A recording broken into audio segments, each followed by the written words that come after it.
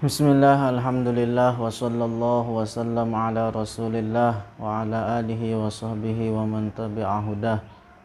Allahumma la sahla illa ma ja'altahu sahla wa anta taj'alul hazna idha syi'ta sahla.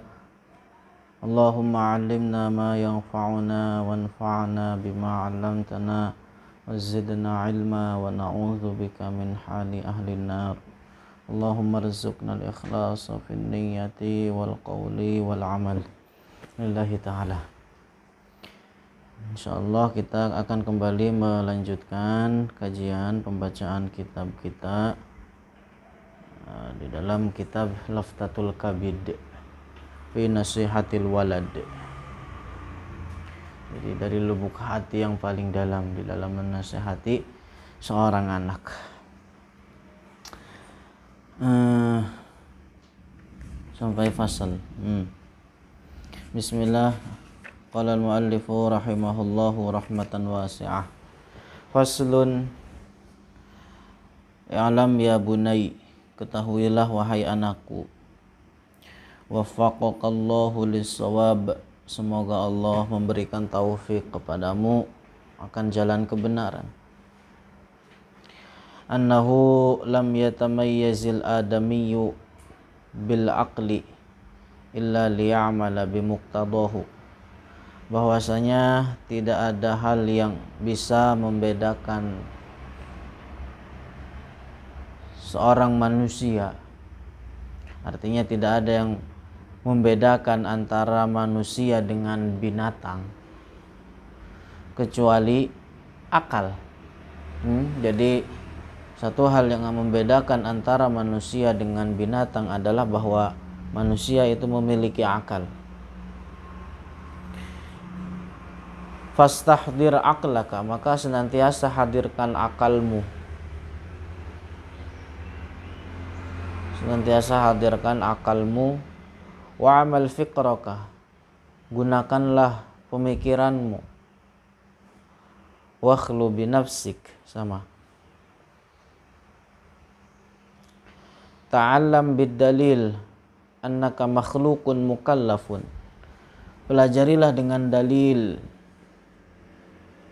bahwa engkau adalah seorang makhluk mukallaf yang terkena pembebanan, kewajiban syariat.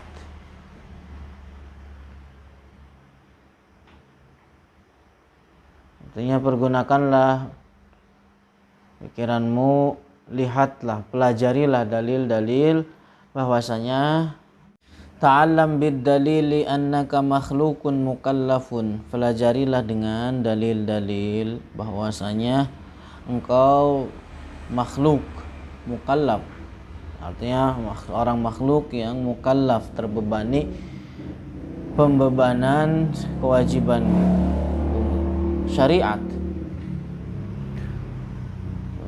terkena pembebanan syariat.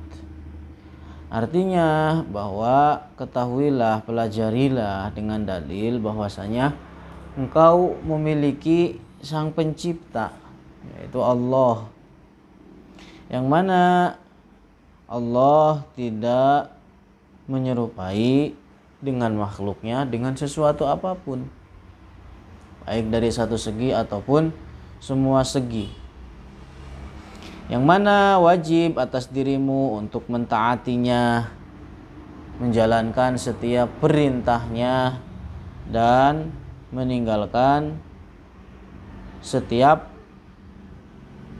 apa yang dilarang oleh Allah, apa yang diharamkan oleh Allah. Wa anna 'alaika fara'idha anta mutalabun biha, dan sesungguhnya kamu terkena kewajiban-kewajiban yang mana kamu dituntut untuk melaksanakan dan mengerjakan kewajiban tersebut.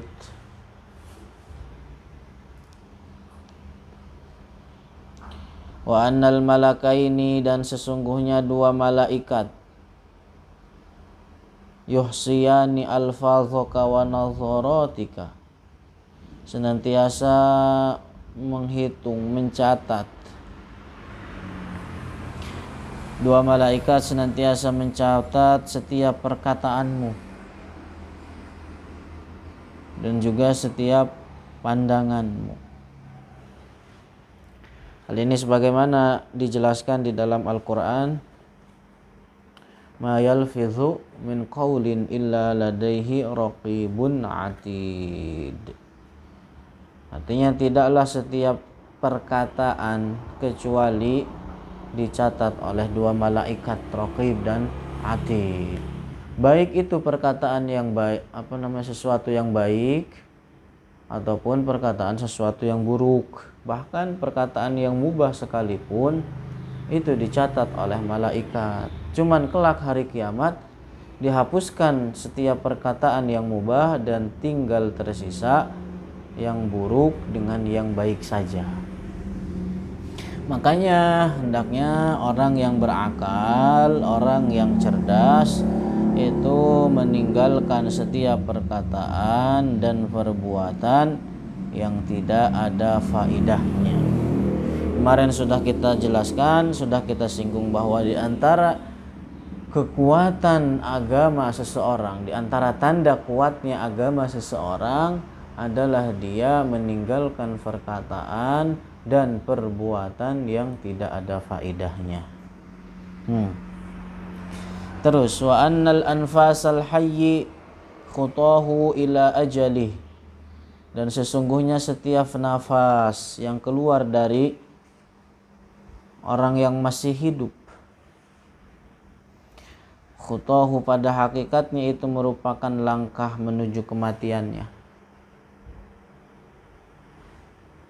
Jadi setiap nafas yang keluar pada diri kita pada hakikatnya itu adalah merupakan langkah kita menuju kematian.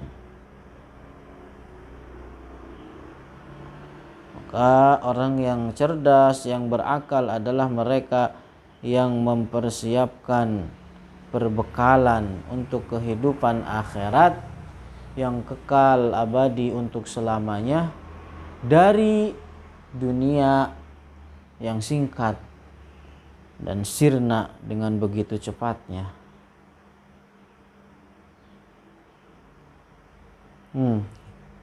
Wa miqdarul lubsi fid dunya qalil, sesungguhnya waktu tinggal seseorang di dunia itu qalil, sangat singkat. Di waktu seseorang tinggal hidup di dunia itu sangat singkat. Hidup seseorang di dunia itu sangatlah singkat. Wal habsu fil quburi tawil, dan seseorang tinggal di dalam kuburan itu tawil, sangatlah lama. Sangatlah lama.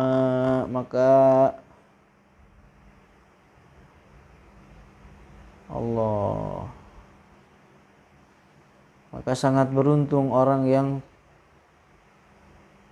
tinggal di dalam kuburnya dibarengin dengan kenikmatan kubur. Tapi sangat celaka dan sangat merugi orang yang tinggal di dalam kuburnya dibarengin dengan siksaan. Sangat lama. Sangat lama. Allah. Wal azabu ala muwafaqatil hawa wabil, dan siksaan itu atas menuruti hawa nafsu. Wabil, sangatlah pedih. Jadi siksaan itu karena sebab seseorang mengikuti hawa nafsunya yang jelek. Pada hak diri manusia itu atau bagi setiap individu manusia itu ada 3 musuh. Yang pertama adalah musuh hawa nafsunya. Hawa nafsu yang mengajak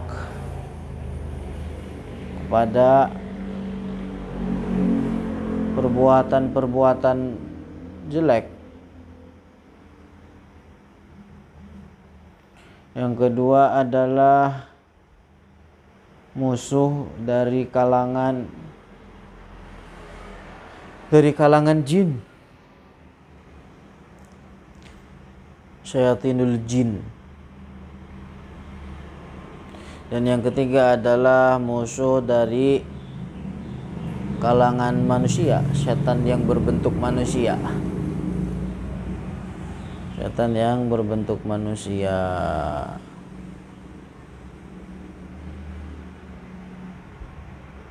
Allah. Jadi kalau orang bisa menundukkan ketiga musuh ini, dia termasuk orang yang selamat dan beruntung.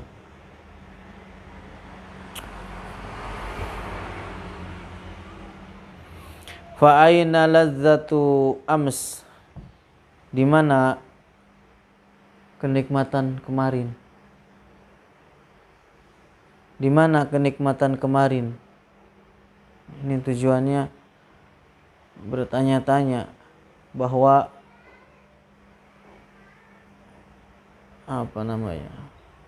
kesenangan dunia itu sangat singkat.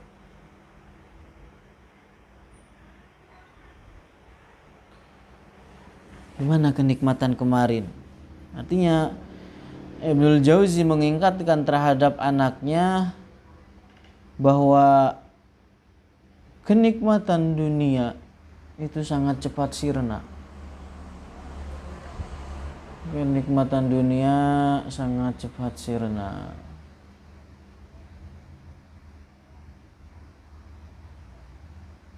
Juga bahwa di sini Ibnul Jauzi mengingatkan tentang buruknya atau hinanya perbuatan maksiat dan mulianya ketika seseorang melakukan perbuatan taat. Itu dengan perkataan aina ladzatu amsi, di mana kenikmatan hari kemarin?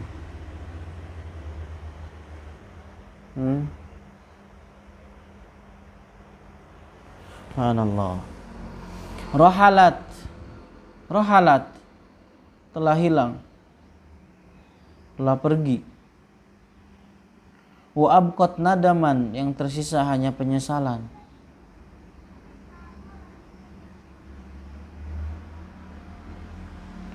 Wa aina syahwatun nafs, di mana letak hawa nafsu? Artinya hawa nafsu yang kemarin di mana?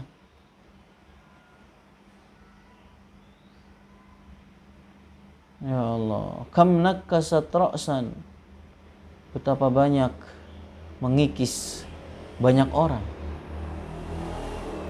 Wa azallat qadaman, dan menggelincirkan banyak orang.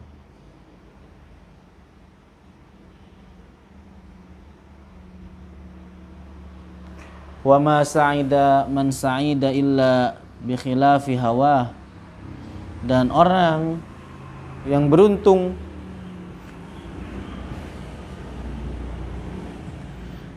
artinya orang yang beruntung adalah mereka yang melawan hawa nafsunya. Melawan hawa nafsunya, memerangi hawa nafsunya.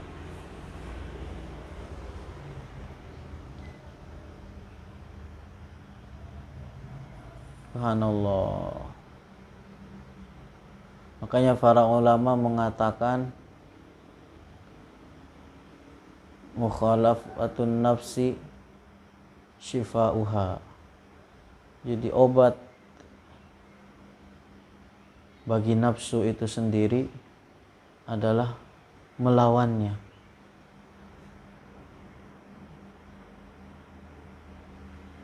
Jadi gimana ketika hawa nafsu ingin mengajak kepada kenikmatan semata, perbuatan maksiat yang semata,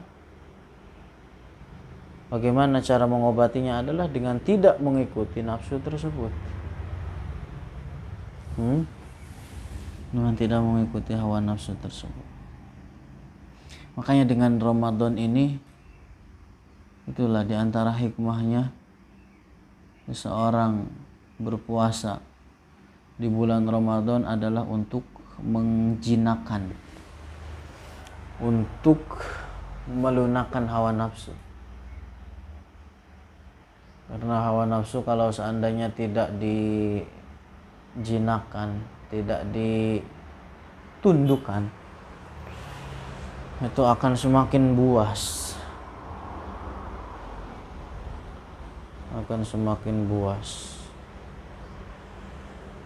Kayak Imam Al-Busiri mengatakan di dalam Burdah, an-nafsu katifli lam tahmilhu ala hubbir radai illam yanfatimi. Jadi nafsu itu seperti anak bayi yang netek, yang nyusu ke ibunya. Kalau seandainya anak bayi tersebut tidak disafih dari kecil, dia akan terus tumbuh dewasa posisinya suka netek.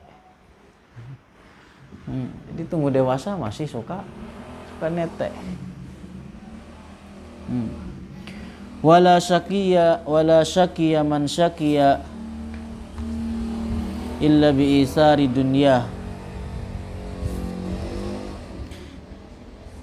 Dan tidaklah merugi kecuali mereka yang mengedepankan akhiratnya daripada urusan dunianya.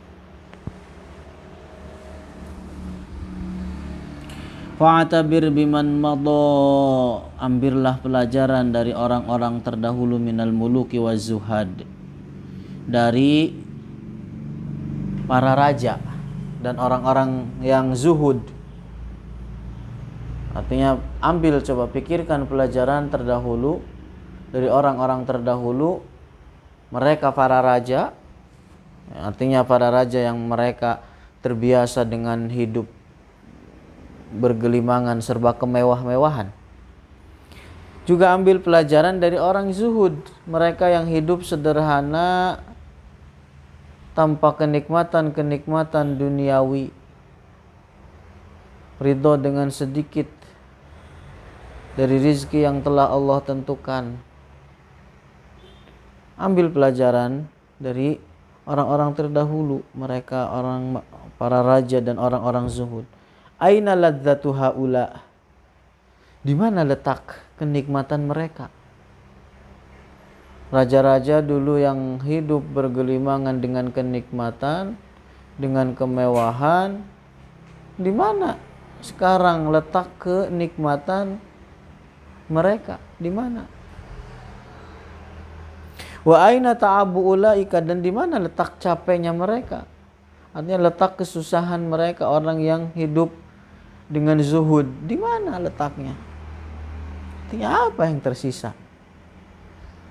Mana sekarang kesusahan mereka?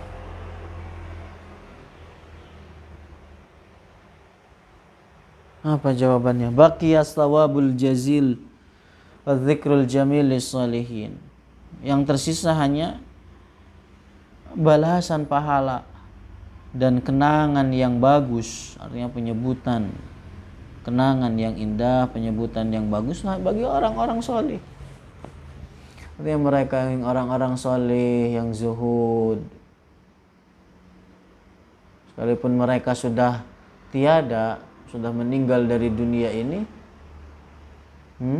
tapi masih terkenang begitu mereka, masih disebut-sebut gitu mereka. Wal qalatul qabihah, dan kenangan buruk, artinya penyebutan buruk gitu kan. Wal iqabul wabil lil asin, dan siksaan yang pedih bagi pelaku orang-orang yang bermaksiat.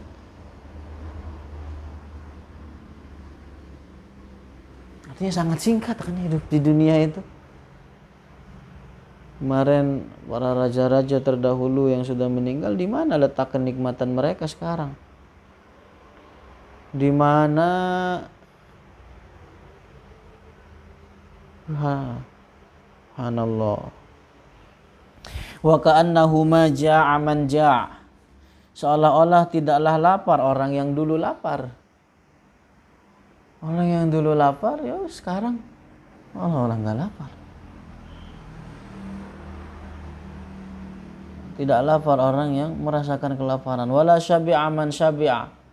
Dan tidak kenyang, merasa kenyang orang yang kekenyangan. Merasa kenyang.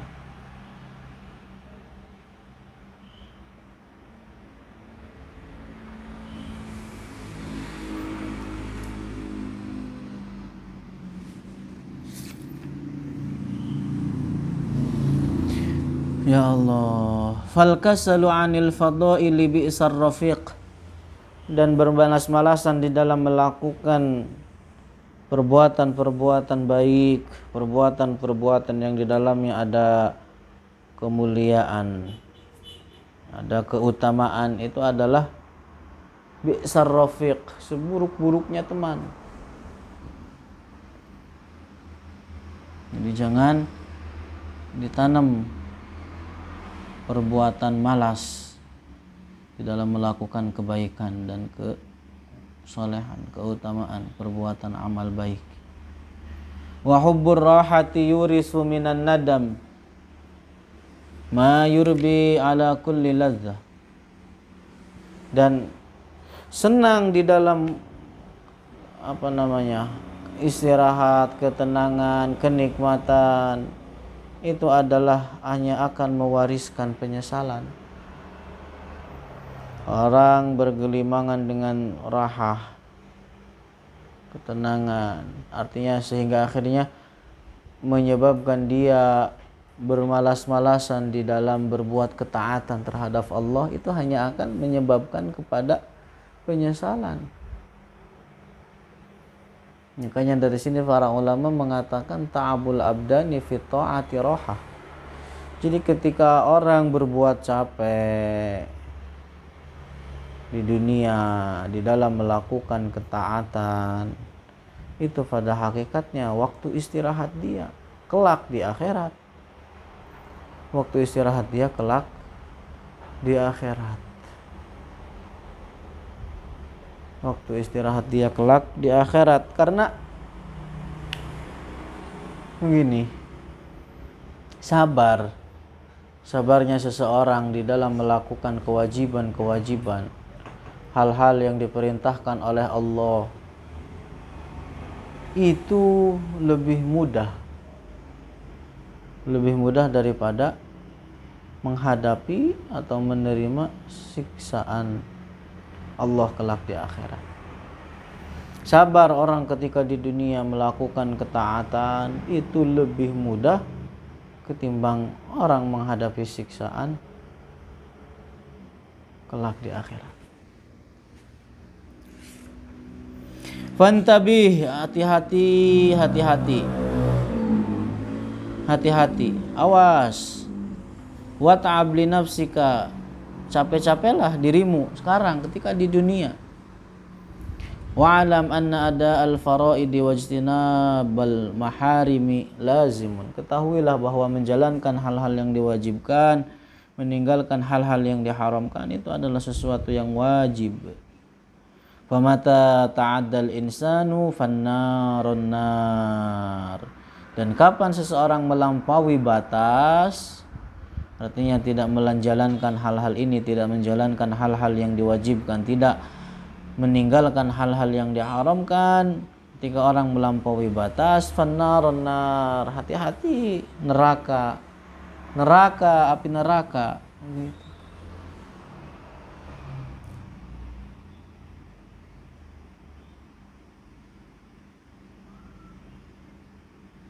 Mungkin sampai sini dulu.